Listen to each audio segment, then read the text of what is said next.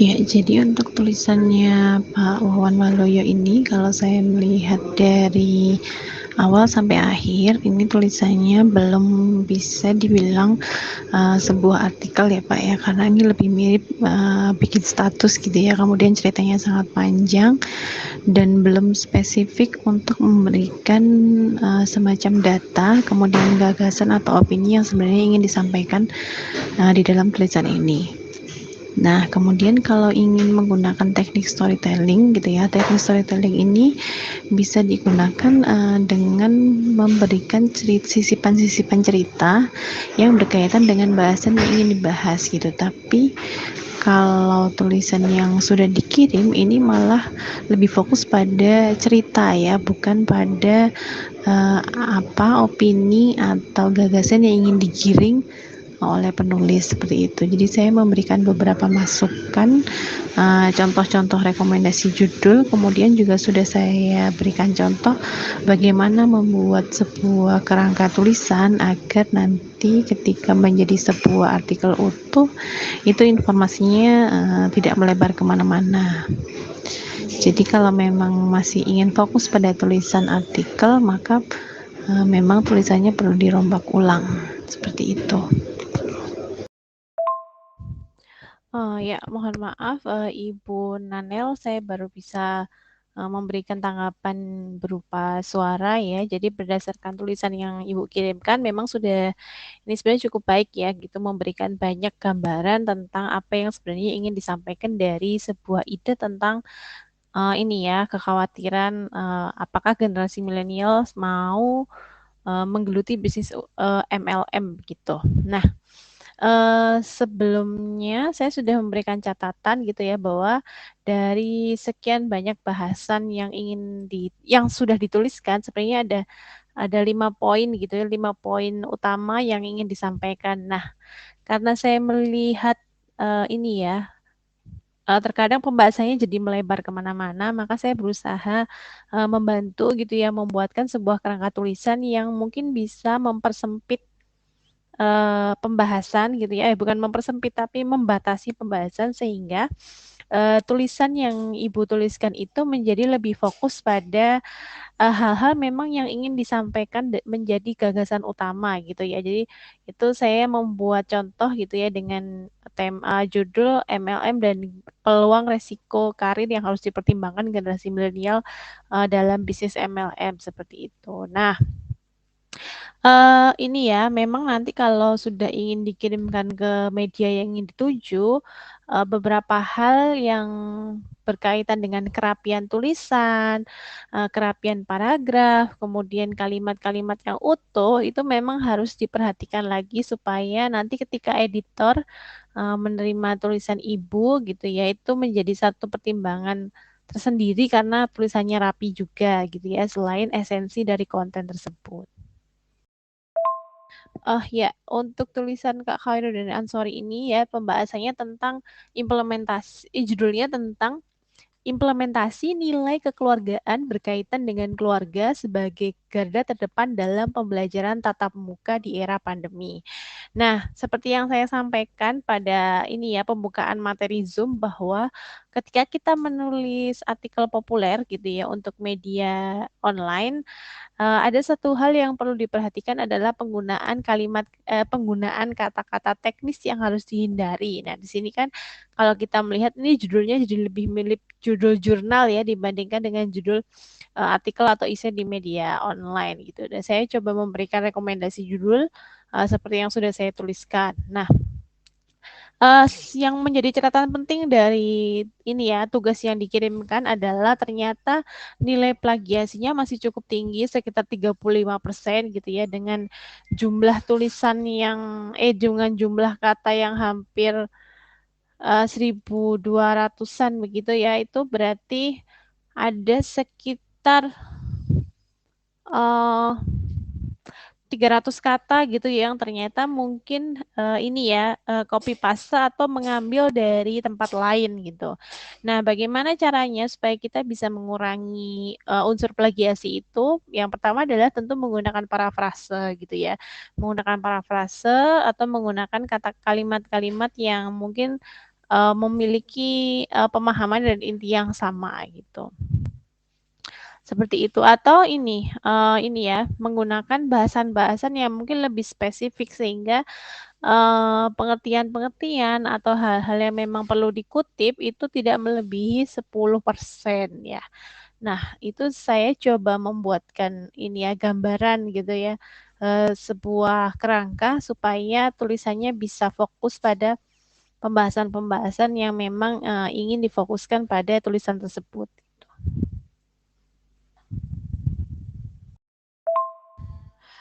Untuk tulisan Kak Mary Effendi ini ya bercerita tentang pengalaman pribadi menjadi seorang guru gitu ya. Karena ini ternyata full cerita dari awal sampai akhir tentang pengalaman-pengalamannya, maka memang biasanya ini menjadi sebuah bentuk tersendiri gitu ya dari sebuah tulisan yang mungkin nanti akan menjadi sangat terbatas tempat tempat ini ya, tempat publikasinya karena beberapa media yang saya rekomendasikan adalah media-media yang memang lebih fokus pada ini ya, artikel, gagasan atau opini. Nah, ini kan karena bercerita pengalaman pribadi, jadi nanti bisa dicoba dikirimkan ke media yang saya sarankan seperti, di teks itu ya. Nah, kemudian, beberapa hal teknis mungkin yang perlu diperbaiki, bisa diperbaiki seperti itu, namun kalau ingin fokus pada opini atau gagasan, maka contoh dari pengalaman itu hanya akan disampaikan prosentasenya itu hanya sekitar 20-30% dari ini ya, total keseluruhan tulisan. Sebenarnya tulisan Kak Azizah Rahmi ini secara substantif sudah bagus ya, tinggal merapikan, beberapa kalimat-kalimat yang mungkin perlu lebih efektif lagi supaya lebih mudah dipahami oleh pembaca. Kemudian ada beberapa masukan ya, saya coba membuat ini ya beberapa versi yang lebih lebih mudah dipahami oleh pembaca. Kemudian juga saya juga mencoba memberikan contoh ini ya kerangka tulisan supaya nanti tulisannya bisa lebih fokus dan lebih apa namanya pembahasannya lebih terarah lagi. Tulisan Kak Reza ya tentang flexing dan etika pejabat publik dalam media sosial yang berujung pada pemeriksaan LHKPN. Dari segi penyampaian konten, apa substantif yang ingin disampaikan, kemudian juga apa namanya pendapat, data yang mendukung juga disampaikan dengan cukup baik. Saya berpikir bahwa mungkin Kak Reza memang sangat menguasai tema ini sehingga berhasil menyampaikan step by step dari ide yang ingin disampaikan dan dituliskan juga dengan baik gitu ya. Jadi saya pikir nanti mungkin hanya ada beberapa hal yang perlu dirapikan gitu ya. Kemudian nanti tinggal dikirimkan langsung bisa dicoba ke detik.com atau ke Kumparan. Ya, untuk tulisan Kak Pram ini ya, membangun integrasi agama berbasis pendekatan sosiologis untuk pendidikan Indonesia yang humanis. Nah, secara substantif ya, isi, kemudian penyampaian gagasan, ide, dan disandingkan dengan data-data atau teori-teori yang sudah ada, itu sudah cukup baik gitu ya. Penulisan-penulisannya nanti tinggal dikoreksi kembali penggunaan apa IYD yang benar gitu ya, kemudian merapikan menjadi apa namanya paragraf-paragraf yang sudah lebih baik lagi itu bisa dirapikan kembali. Kemudian ini ya satu hal yang cukup penting gitu ya ketika kita menulis artikel adalah di bagian pembuka. Maka bagian pembuka ini kalau bisa gunakan teknik-teknik yang tidak monoton gitu ya. Jadi jangan langsung seperti yang yang dituliskan oleh Kak Pram gitu ya. Saya mencoba memberikan apa namanya rekomendasi atau contoh bagaimana membuka sebuah artikel supaya ini ya lebih menarik gitu. Nah, nanti kalau sudah selesai, tulisan ini bisa dikirimkan ke ibetimes.com atau ke tanwir.id. Begitu. ibetimes.id ya atau tanwir.id begitu.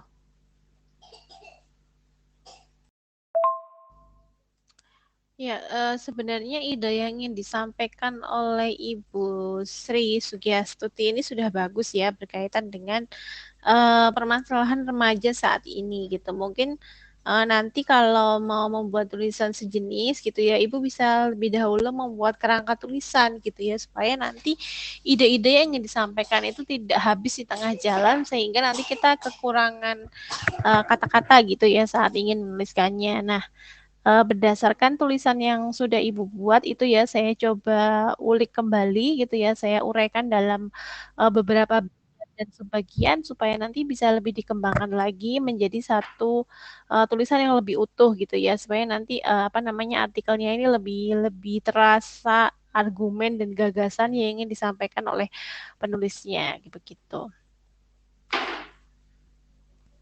Nah, saya pikir itu saja yang perlu saya sampaikan. Jadi nanti bisa diperbaiki dari sisi yang sudah saya contohkan, misal seperti itu. Ya, tulisan ini sudah cukup baik dari segi penyampaian gagasan dan isinya gitu ya. Karena saya melihat uh, Ibu Sri ini fokus pada tema menguasai gitu ya tulisan tema pada tulisan yang ia tuliskan, sehingga tulisan yang dituliskan memang cukup mengalir dengan baik dan penyampaiannya juga disampaikan dengan baik. Nah, untuk langkah selanjutnya bisa langsung dicoba dikirimkan ke Detik atau ke Kumparan. Untuk pembukaan itu maksudnya begini, jadi kan saya memberikan catatan ya bahwa pembukaan itu harus menarik, harus mempunyai nilai yang membuat pembaca penasaran, sehingga saya memberikan contoh gitu ya model-model pembukaan supaya pembukaannya itu bisa menarik pembaca sehingga membaca di awal itu kan langsung ingin tahu ya ini sebenarnya tulisannya mau kemana. Nah, ketika uh, awalnya itu diberi pembukaan seperti yang Kak Dilan tuliskan, itu biasanya cenderung orang menghindari membaca tulisan mulai seperti itu. Diawali dengan artikel ini bermaksud, nah itu sudah biasanya orang akan bosan untuk membacanya. Kan itu hanya contoh ya, kayak yang saya tuliskan itu kan contoh. Jadi kalau memang disambungkan dengan alinea berikutnya yang seperti kakak tulis, bisa jadi nggak nyambung gitu. Jadi bisa dicari model yang pas dengan uh, tulisan yang kakak tulis gitu.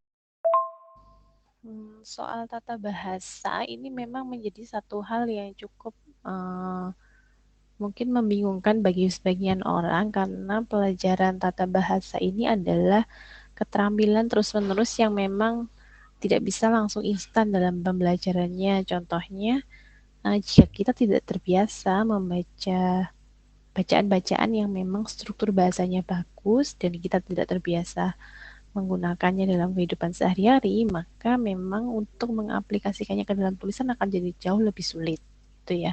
Karena apa? Biasanya penulis masih menuliskan tulisannya itu menggunakan bahasa tutur bukan bahasa tulis, gitu. Jadi ya untuk tata bahasa walaupun membingungkan, tapi memang itu perlu dipelajari dan tidak langsung dalam 1 minggu langsung bisa gitu ya, langsung expert tata bahasa. Maaf ya Mbak Anissa karena saya slow respon. Jadi misal performa tense itu setelah tadi ya, misal kita nemu satu satu kata kunci, misal itu Labuan Bajo. Kemudian kita masukkan kata kunci tersebut. Nah, untuk melihat kata kuncinya bagaimana performanya itu bisa diubah ya. Harinya misal selama seminggu, selama 3 hari, selama sebulan. Nah, itu bisa dicek di performa tense. Ya, untuk tulisan Kak Irnawati revisinya sudah oke ya Kak ya. Jadi bisa langsung dicoba dikirimkan gitu ya. Untuk sementara ini memang untuk artikel model seperti ini itu bisa coba dikirimkan ke apa namanya Kumparan begitu ya.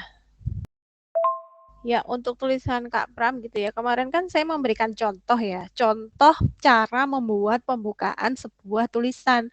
Bukan berarti Anda bisa meniru tulisan saya untuk dijadikan pembukaan sebuah tulisan gitu ya. Jadi kan itu idenya jadi tidak murni ide seorang penulis gitu ya. Jadi seperti tulisan-tulisan teman-teman yang lain, saya itu kan memberikan contoh gitu ya, contoh yang bisa diadaptasi. Bukan berarti contoh itu langsung di copy paste untuk dijadikan bagian dari tulisan. Karena kalau Anda mengkopas tulisan yang saya contohkan, itu berarti Anda nggak mengerjakan tulisan Anda sendiri, tapi mengcopy tulisan saya gitu ya. Padahal kan pembukaan itu sebenarnya tidak tidak nyambung dengan sudut pandang yang Anda tuliskan seperti itu. Jadi mohon kalau membuat tulisan usahakan tetap menggunakan ide yang murni dari gagasan atau tulisan yang memang benar-benar Anda tulis sendiri.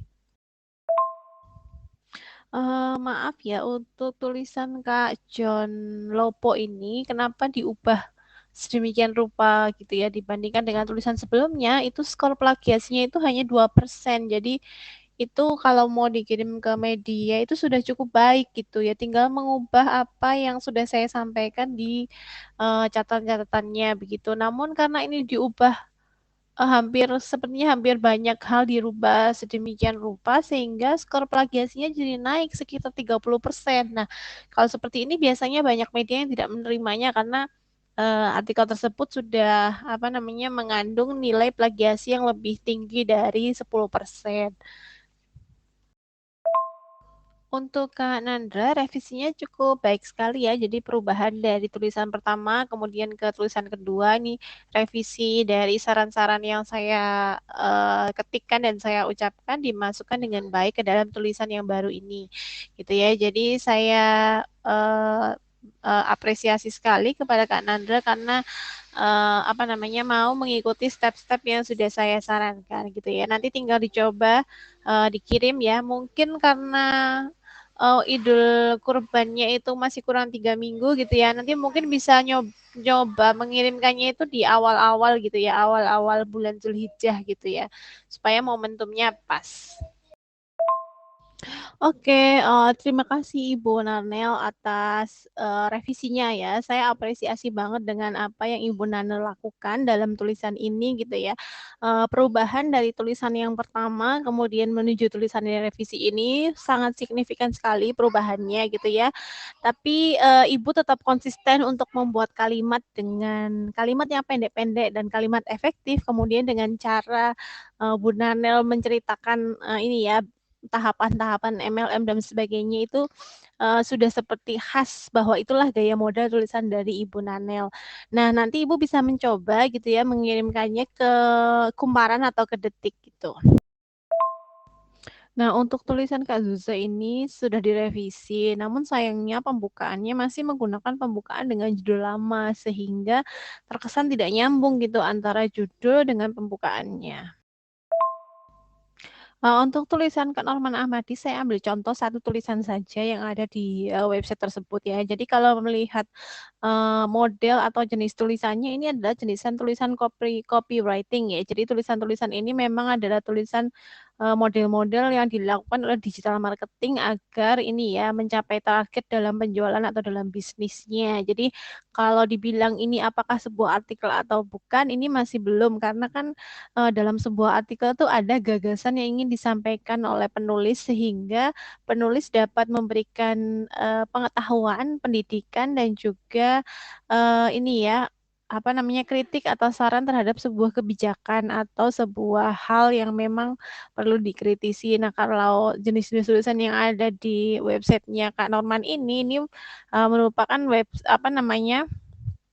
tulisan-tulisan iklan ya yang nanti tujuannya adalah closing iklan gitu. Jadi belum bisa disebut sebagai artikel yang memang khusus artikel populer untuk yang dikirimkan ke media-media online begitu. Seperti di penjelasan sebelumnya, untuk catatan yang di pinggir itu, saya kan sudah menjelaskan bahwa itu adalah contoh bagaimana kita membuka sebuah tulisan gitu ya. Kan kalau tulisan yang pertama yang Pak Dilan itu kirimkan itu kan di awal langsung artikel ini bermaksud bla bla bla gitu kan. Nah, saya memberikan contoh bagaimana cara membuka sebuah artikel yang kira-kira pembahasannya hampir mirip gitu ya. Nah, itu yang saya berikan contoh di sampingnya begitu. Nah, ketika Pak Dilan ini mencoba mengkopas tulisan saya ke dalam artikelnya bisa jadi itu nanti tidak nyambung dengan paragraf setelahnya gitu kan. Karena apa yang saya pikirkan akan berbeda dengan apa sudut pandang tulisan yang Pak Dilan tuliskan begitu. Jadi memang begini, saya kan mempelajari bagaimana cara menulis artikel dengan metode SEO friendly gitu ya. Kalau ingin menulis dengan model artikel ini bertujuan untuk sekian sekian sekian sekian tuh bagi orang yang belajar tentang SEO, artikel ini tidak bisa dikatakan sebagai sebuah artikel yang SEO friendly gitu ya. Karena apa? Karena di dalam penulisan artikel media online yang begitu banyak kejar-kejaran dengan waktu, kejar-kejaran dengan jumlah topik dan sebagainya gitu ya. Itu biasanya memang harus mencari cara bagaimana untuk menggugah sebuah niat, menggugah sebuah perhatian pembaca agar dia mau membaca tulisan kita. Nah, pendahuluan yang diawali dengan artikel ini bertujuan untuk, nah itu memang sangat normatif gitu ya. Sedangkan kita tahu pembaca di sebuah artikel media online saat ini adalah orang yang mungkin hampir hampir tidak tertarik gitu. Jadi bagaimana cara menariknya? Makanya perlu ada adaptasi atau inovasi terhadap bentuk-bentuk pembukaan begitu. Jadi jika keadilan memang meyakini itu sebagai sebuah cara untuk menulis artikel yang memang ingin keadilan tuliskan, ya sebenarnya tidak masalah gitu ya. Saya kan memberikan masukan sebagai contoh bahwa artikel SEO friendly itu seperti ini begitu. Memang kalau tidak mau mengikuti ya nggak masalah sebenarnya karena kan ini modelnya kita ingin memberikan masukan gitu ya, gimana sih supaya artikel yang selama ini sudah ada, itu model-modelnya menjadi sebuah artikel yang SEO friendly begitu.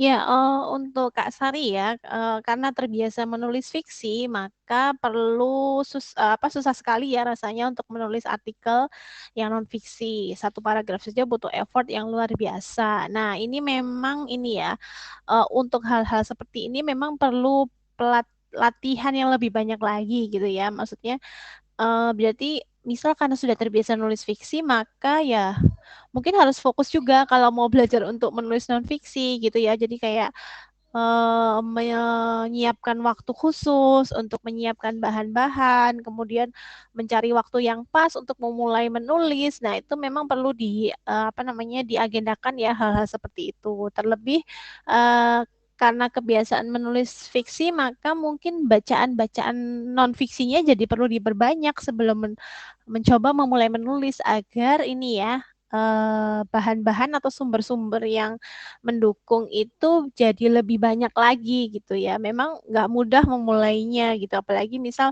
kalau Kak Sari selama ini misal sudah menulis fiksi selama 10 tahun, nah itu memang juga akan sulit juga ya untuk berubah menjadi penulis non fiksi misal seperti itu. Jadi nggak perlu buru-buru gitu ya kayak jadi bisa pelan-pelan aja belajar nulisnya, dimulai mungkin nulis dulu sendiri di media sosialnya, kemudian nanti baru boleh dicoba untuk mengirimkannya ke media-media yang dikelola oleh orang lain seperti itu.